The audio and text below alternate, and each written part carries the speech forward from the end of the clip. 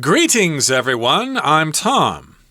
Hi, I'm Stephanie. And today we are talking about something in New Zealand in our edition of English Digest. And in New Zealand, we've got this city called the Sponge City. That's kind of a nickname. The actual city we're talking about is Auckland, and it seems to have an innovative climate solution.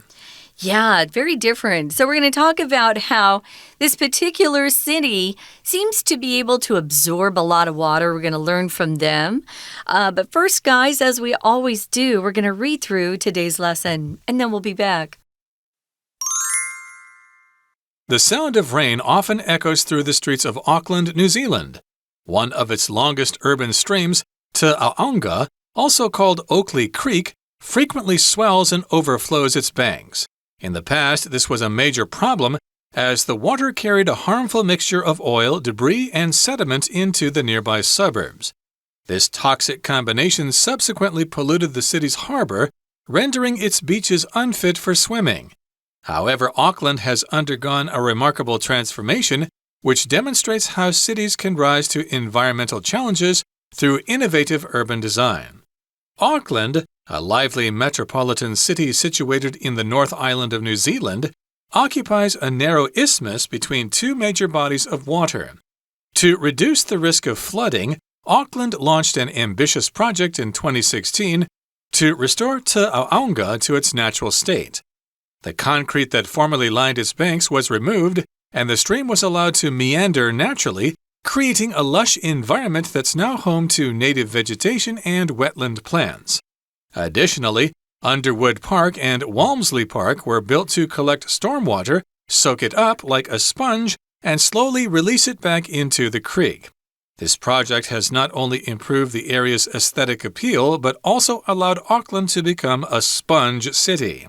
The sponge city concept was proposed in 2013 by Yu Kongjian, a landscape architecture professor from Beijing University. The notion is to create urban spaces that can absorb rainwater and store it for later use, rather than letting it overwhelm the city's drainage systems. As the planet warms, intense rainfall and flash flooding are predicted to significantly increase, making the implementation of sponge cities a priority. A report from Arup, a global engineering and consulting firm, found that Auckland outperforms Singapore, New York City, Shanghai, and London in its ability to absorb extra rainwater, making it the spongiest of the cities. Okay, everybody, let's talk about the contents of today's lesson. It's our environment unit for the month of September, and we're going down under to New Zealand and talk about Auckland, which I believe is the largest city in New Zealand. At least it's on the North Island, and they've got an innovative climate solution that gives them the nickname of Sponge City. Yeah, what's a sponge? Well, it's that thing that we usually do our dishes with, actually, or clean our houses with. It's something that can absorb water or any sort of liquid very easily.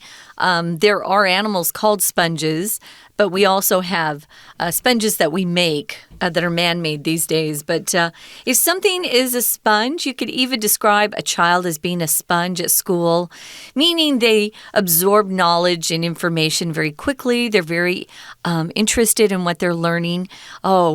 He's like a sponge. Whatever you teach them, they retain or they keep inside. That's what a sponge can be. And a slang term would be to sponge off of somebody. That means you keep borrowing things from them. That we used that quite a lot in university when I was younger. But in this particular case, they were talking about a city that can absorb water, and that helps their environment. It helps the streams, and it reduces pollution, which we'll get into right now. So here in the first paragraph, it says, the sound of rain often echoes through the streets of Auckland, New Zealand.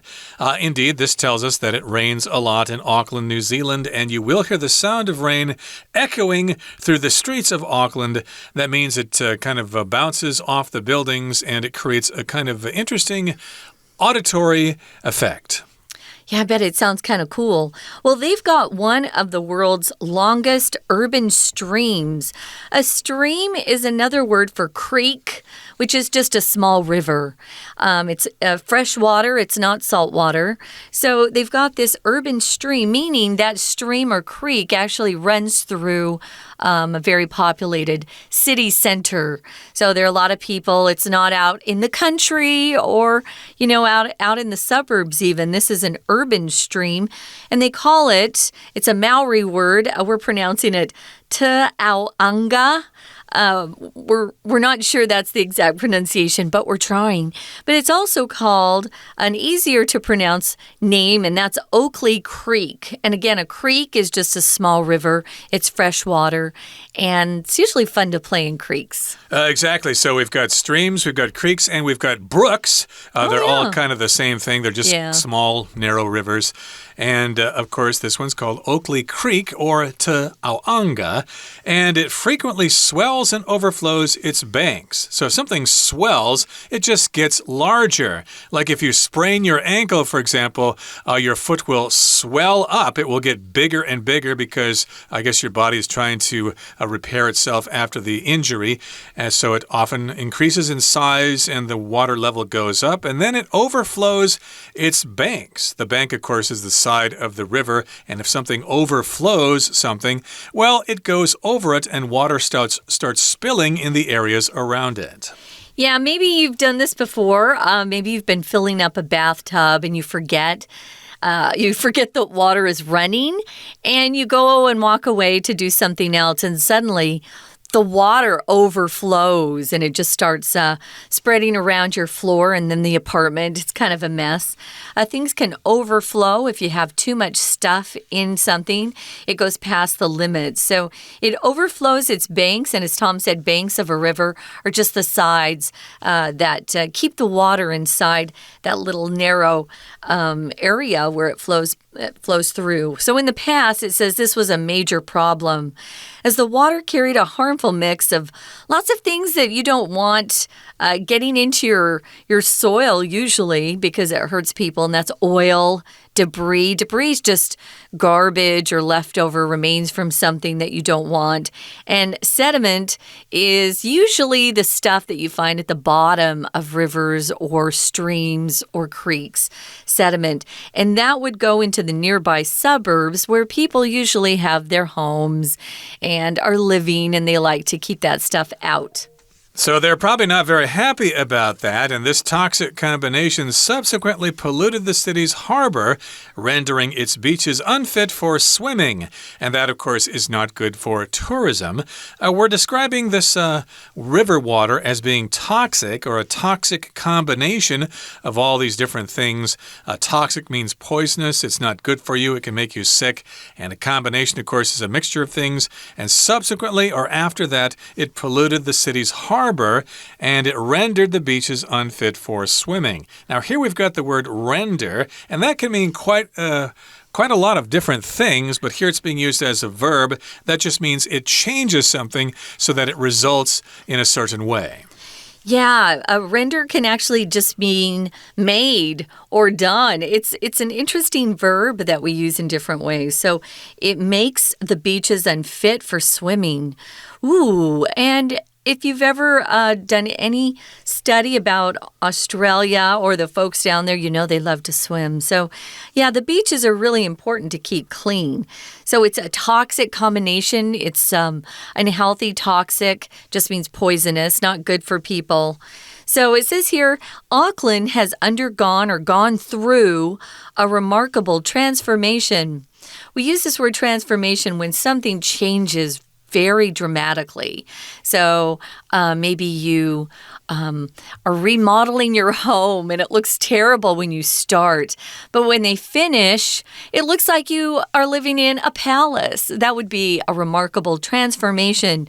Remarkable here just makes it sound even more amazing, which demonstrates, it says, how cities can rise to environmental challenges through innovative or very new and creative ways of thinking about urban design. Rise here doesn't really mean to go up a level. It just means they can meet the challenge that is confronting them or facing them. Exactly. They can rise to the challenges, and the people of this city have risen to this challenge, and they've done it through innovative urban design. And if something's innovative, it's new, it's creative. I should also mention that this word can be pronounced innovative, depending on where you are. I think they say it that way in England, whereas Americans say innovative. But moving on now to the second paragraph, it reads, Auckland, a lively metropolitan city situated in the North Island of New Zealand, occupies a narrow isthmus between two major bodies of water. So if something's metropolitan, it's a big city, basically. So we could say Taipei is a metropolitan area, or New Taipei City is a metropolitan area. And this city in New Zealand is a lively metropolitan area, or city. It's got a lot of activity, a lot of people living and working there, a lot of fun and interesting things to do. And it's located or situated in the North Island of New Zealand. Okay, so you know New Zealand has two main islands, the North Island and the South Island. Auckland is in the North Island. I think you could also say on the North Island. Okay, so here we go. We're talking about reducing the risk of flooding. How do we do that? We experience quite a bit of flooding here in Taiwan, too, when we get heavy rains or typhoons that come, and the land just can't absorb that much water. So we experience what we call flooding, where there's just too much water and it goes beyond its normal boundaries or where it's supposed to be, and ends up sometimes destroying areas. It could destroy dirt, like natural areas. But oftentimes when it goes into your house or a business, it's destroying furniture and your floor and your products and your things. It's a mess. So you really do hate to see flooding happen. Well, Auckland launched or started an ambitious project in 2016, and they wanted to restore the Te Auanga to its natural state. Oh, they want to put it back in time, like we could turn the clock back. If we could turn back time, that's the Cher song. Anyway, yeah, to go back or restore something just means to return something to a previous iteration or its previous version. Or here we're saying it's to its natural state before people got involved. Okay, that's where we're going to leave things off right now. Stay tuned, we'll be right back. But first, let's listen to our Chinese teacher.Hello everyone, 我是派老师。今天讲解的是9月14号 Unit 9 Sponge City Auckland's Innovative Climate Solution Day 1。现在是台风季节，不晓得大家有没有想过，自己所居住的城市到底有没有足够的韧性，可以经得起台风带来的强风暴雨？有很多大城市遭遇强降雨就会淹水，整座城市交通动弹不得，让人寸步难行。现在都市设计当中有个防洪的概念，叫做海绵城市 Sponge City。今天课程以纽西兰的奥克兰市 Auckland 这个地方作为例子，让我们了解海绵城市该怎么做，可以达到什么样的成效。好，那我们先来看第一段第一个句子。第一个句子 The sound of rain often echoes through the streets of Auckland。 好，同学有没有注意到 echo through？ 哇，好美的动词哦。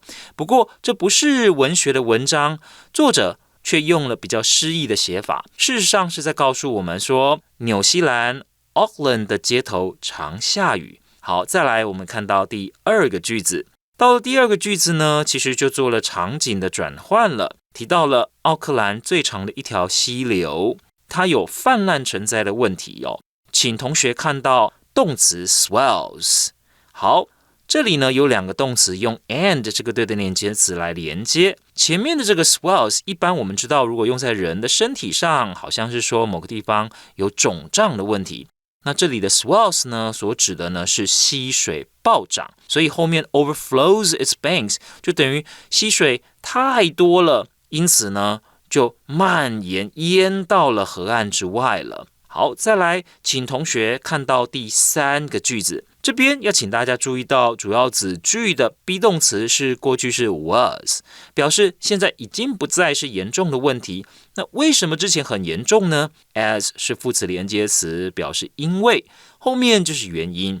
河水泛滥成灾，在之前是很严重的问题，因为水中含有有害的混合物，包含油污、杂物还有沉积物，这都会影响到邻近的郊区。好，那我们再看到第4个句子，请看到逗点之后的这个 rendering。好 ，render 这个字的意思是什么呢？其实是导致的意思。那它后面加了受词以后，会再加上一个补语，受词补语。那我们看我们的例句里面的 unfit 其实是形容词。好，所以意思就是说，这些有毒的这些毒物混合了在一起以后呢，会造成这个港口怎么样受到污染？那进而呢，造成海滩不适合游泳。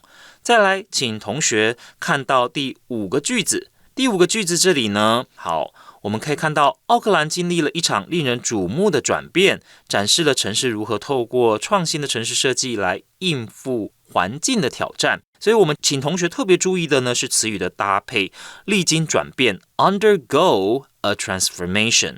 再来呢就是克服挑战，我们用 rise to challenges， rise to environmental challenges 表示呢克服了环境的挑战。那再接下来我们请看到第2段的第2个句子这里，那这边说到说，为了要降低洪水带来的各种风险，那奥克兰他们做了一件事情，什么事呢？就是让这个溪流恢复成原本的状态，动词所用的是 restore to its natural state， 回到原本天然的状态。We're going to take a quick break. Stay tuned. We'll be right back.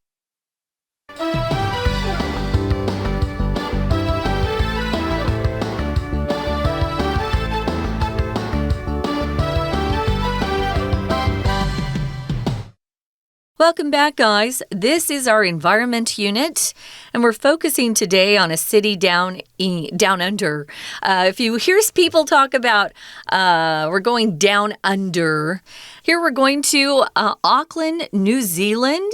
If you're a fan of movies and you like the Hobbit series or Lord of the Rings, that was filmed primarily in New Zealand, and the director is from New Zealand as well. He's very proud of his country, and for good reason. It's beautiful. So we're focusing on how Auckland has a very creative or innovative way to fight some of the climate change that we're coming up with, or maybe some of the water that they have to deal with all the time. It's a sponge city, meaning this city is able to absorb a lot of water. You've seen how we have extra water here in Taiwan when we get heavy rains or typhoons that come by. Wow, we have all this water very quickly collecting, and there's no way for the earth to absorb all of it fast enough, and that's when we get flooding. Right, and of course, Auckland is situated in the North Island of New Zealand, and it's on an isthmus between two major bodies of water, which means it's a narrow strip of land between two large bodies of water. Like Panama is an isthmus. It's between the Pacific Ocean and the Atlantic Ocean, connecting South America and the rest of Central America.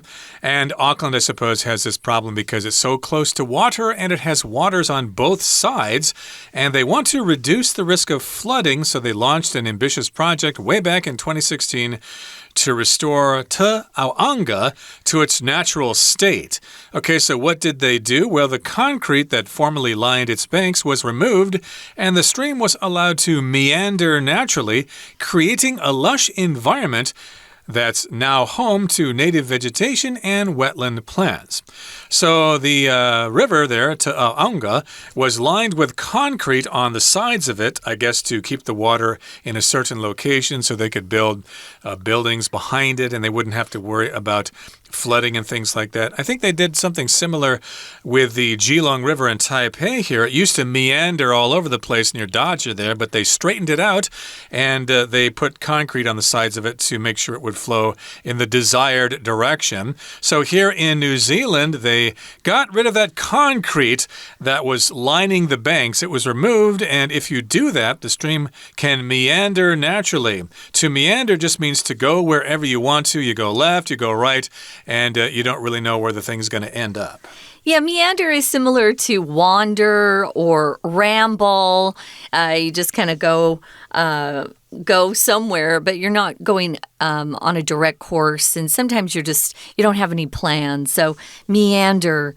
Sometimes people, when they speak, like me, I'll meander from one topic to another as we're talking with friends. So meander, they're just going to allow that creek just to go where it wants to, whereas before it had the concrete holding it within some sort of bounds, so it couldn't go where it wanted to naturally.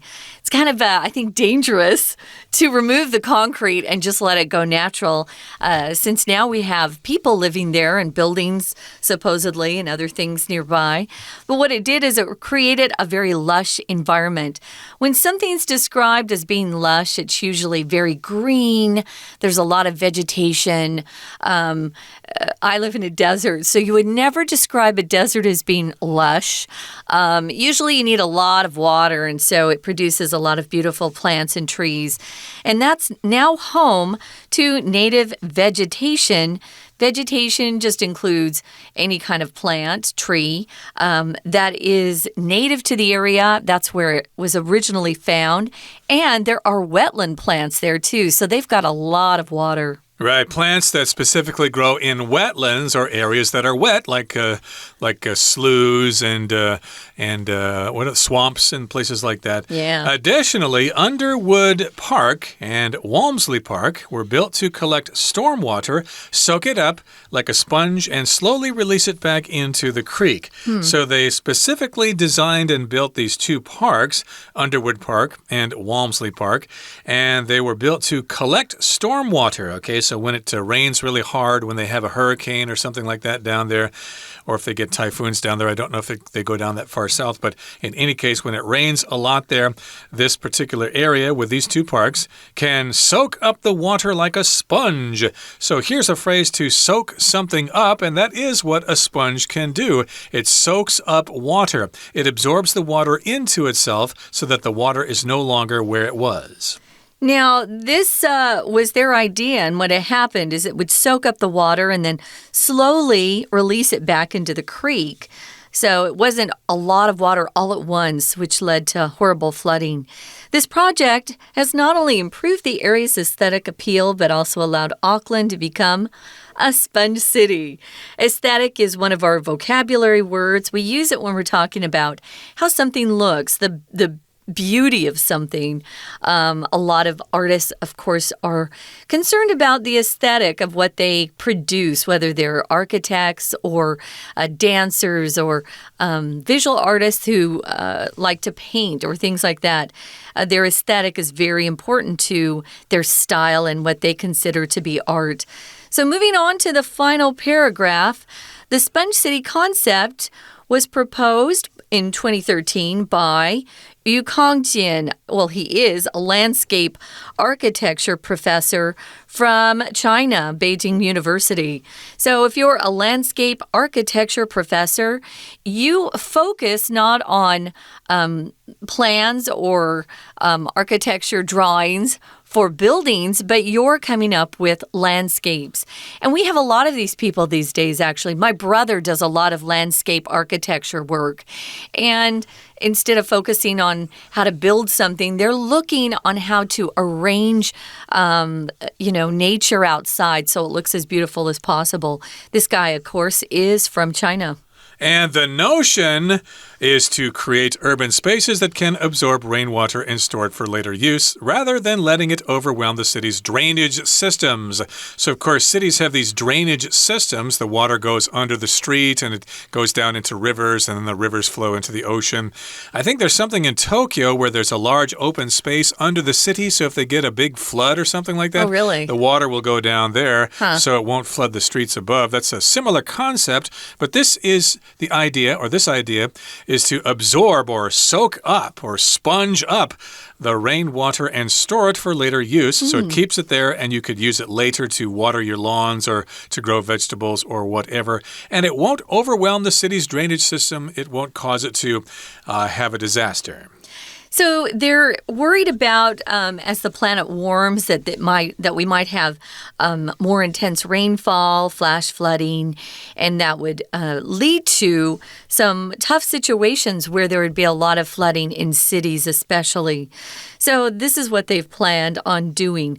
Flash floods. I grew up in Arizona, and we don't have much water in the desert, but when it did rain, because the ground was so dry, it wouldn't soak up the water fast enough, it would lead to these crazy flash floods. So sometimes we got to stay home from school because a couple of the roads would be closed. They fixed the problem now, unfortunately, for kids because we no longer have flash flooding days. So yeah, those happen. It's just when you get so much water very quickly, you've got some emergency floodwaters happening. So if you make something or implement something, it just means you put something into practice. So they have been making the implementation of sponge cities a priority. They're really working on this more and more around the area now that they have kind of the blueprint to do this from Mr. Yu. And now we've got a report from Arup, a global engineering and consulting firm, and they found that Auckland outperforms Singapore, New York City, Shanghai, and London in its ability to absorb extra rainwater, making it the spongiest of the cities. So that's quite amazing there. It actually outperforms Singapore, which is not easy to do. Singapore seems to be a role model for all sorts of things. It's probably not too difficult to outperform New York City. That city's kind of a disaster. Yeah, it's very old. And Shanghai's a modern city, and so is London. So, of course, to outperform them is pretty significant. Very cool. So that's how we're calling this the Sponge City. We're not done talking about it, though, guys. We've got another day to share with you about this unique place. But right now, we're going to listen one more time to our Chinese teacher. 好，紧接着请看到第二段的第三句，请看到前面这个动词 lined， 它的意思就是两侧有什么。好，所以这里是河岸两侧原本都是混凝土。好，那再来，请同学看到后面的 be home to 再加名词这个部分。这个片语呢是在表示说，这里有许多的原生植批，还有湿地植物。再来，请同学呢看到第四个句子。第四个句子呢，其实是在表达这里还有两座公园 ，Underwood Park 还有 Walmsley Park， 它们的作用是什么呢？蓄洪池 ，They were built to collect storm water， 意思就是它这两个公园呢就有蓄洪池的功用。再来，请同学看到第三段的部分，这里呢提到了说，这个海绵城市概念到底是谁提出来的？原来呢是在2013年的时候，有一位先生于孔坚他提出来的。This concept was proposed， 只是概念由谁提出？This concept was proposed， 就由他所提出来的。好，那再来，请同学看到第三个句子。那我们都知道有全球暖化的现象，那会造成什么呢？ Intense rainfall and flash flooding are predicted to significantly increase， 会有造成两个现象呢，会明显显著的增加。哪两个？一个是强降雨，另外一个则是瞬间的洪水爆发，所以 flash flooding 就是瞬间洪水爆发。好，再来，请同学看到第四个句子 ，A report from Arup。好，这是一家什么样的公司呢？ A global engineering and consulting firm。原来啊，它是一个规模很大、全球性的公司，它专门做工程，也做顾问的。他们就发现说，有几座世界上有一些城市相比，以奥克兰、还有新加坡、纽约、上海，他们做一个评比以后，就发现奥克兰比这些城市都还要更棒。哪里棒呢？ Auckland outperforms Singapore, New York City, Shanghai, and London。在哪一方面比他们好呢？ In its ability to absorb extra rainwater。所以在哪一方面胜出？那我们就用 outperform。再加 in 就是哪一方面在哪里表现的比较好。好，以上就是我们针对第一天课程所做的中文讲解，谢谢大家。That's all for today, everybody. Please join us again next time when we continue talking about Auckland, the sponge city of New Zealand. We look forward to seeing you again then. From all of us here at English Digest, I'm Tom. I'm Stephanie. Goodbye. Bye.